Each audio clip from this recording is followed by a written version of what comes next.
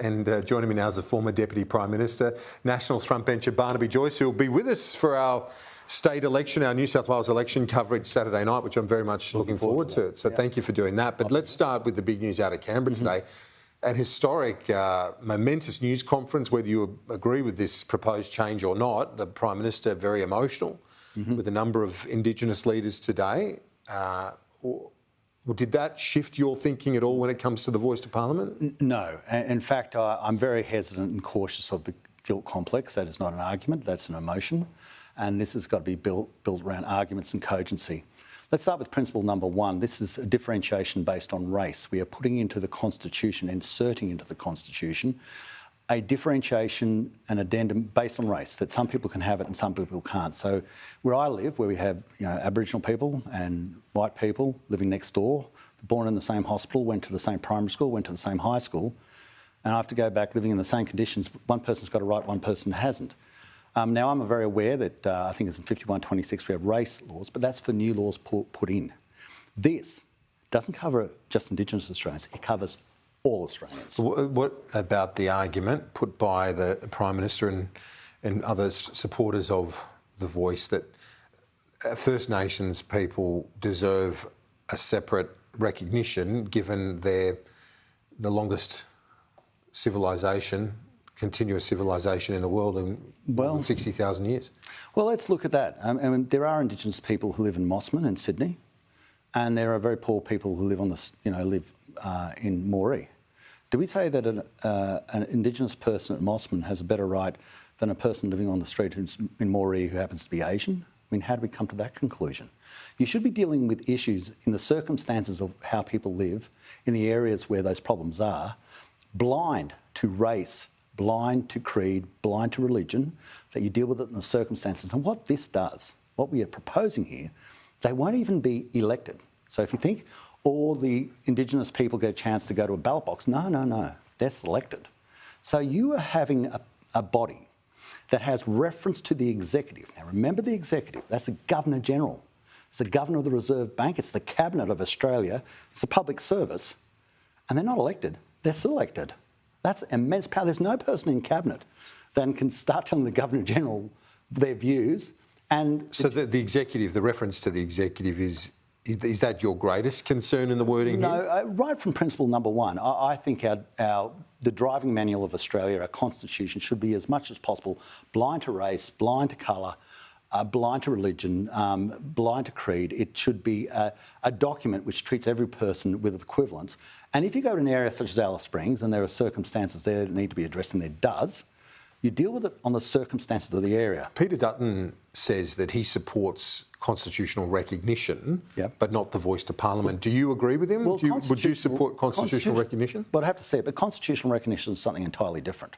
See, when we put this addition in, and we'll go into Chapter 9, Section 129, I believe, that's the Constitution for all Australians. And that means that they have referral to all legislation. You'd have defence legislation, you have the AUKUS legislation, you can have Treasury bills. And if they say, well, does it affect Indigenous people? Well, does it affect Australians? Yes. Well, it affects Indigenous There's people. No veto? That's one of the reassurances, given there is no policy veto and it's not a funding or programming body, it's simply for consultation. See, that's not the view of former Chief Justice Ian Callanan, it's not the view of Professor Greg Craven, it's not the view, I think, in form of Frank Brennan, it's not the view of a whole range of people, and even listening to, I think, other High Court Justice, I think it was French, I might have got Gleeson. He says, like the words unlikely. He doesn't say impossible, won't happen. So what is justiciable, which is how laws passed in the Parliament work, is interpreted by the High Court for constitutionality. You mightn't wish it in the Parliament, but it's not your remit anymore. As it's in the driving document of Australia, it's interpreted by the High Court. And they will determine the extent of what the word consultation means. The other thing I've got a big problem with is there's this belief that the voice, which is not defined, is going to be something where I have an equal say to a member of the Greens or the Labor Party. The Parliament, in its majority in the House of Representatives, is Labor, and to get through the Senate, it's Labor and Greens and some Teals. So it's actually their view what goes in the voice, not mine. So I say, If they do not trust you with all the details, don't trust them with your vote. But the other argument that's made by advocates for the voice is that we're not closing the gap. These ongoing problems for Indigenous Australians right across the board, from incarceration to childhood health, right across basically every metric is flawed.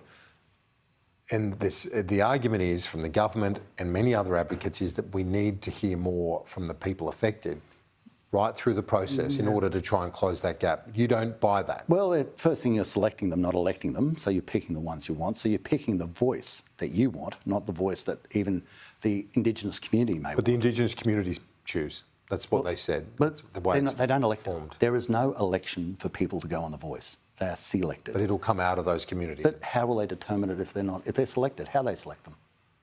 I don't know. They won't tell me. And so, in these issues, yes, they're very real. But there's another layer of bureaucracy, the way we're going to deal with this.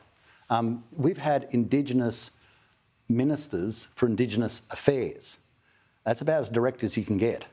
And, I don't think that the people in Cunnamalla's lives are going to be changed by this. I want to, but just on a very different matter, I want to play you a comment made by Spud Carroll, a rugby league legend. Have a listen. I'm still filthy with the NRL because I gave my heart and soul and I'd do it again tomorrow. I'm not here for money. I'm not after any compensation. I've got no class action. All I want to do is help the era that I played and also the era before me and the era before. They were my heroes. So Spud Carroll talking to Ashley Gillen earlier. As I say, a very different issue, but I want to get your thoughts on it. He's been diagnosed with CTE, the brain disease. He's calling on the NRL to fund PET scans, $900 for a PET scan for former players like himself and those that preceded him. There was no concussion rule in the days of Spud Carroll. No. Would you support his call for the NRL to step up? I'm very sympathetic to it, absolutely. And when Spud Carroll, who played State of Origin, he played for Australia, played Test for Australia. He was a long-term player for Souths and Manly.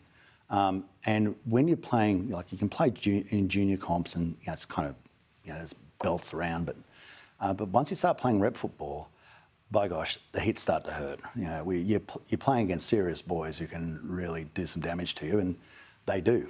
They do damage. So I don't think the mums and dads with the kids at junior rugby, junior league have to worry too much.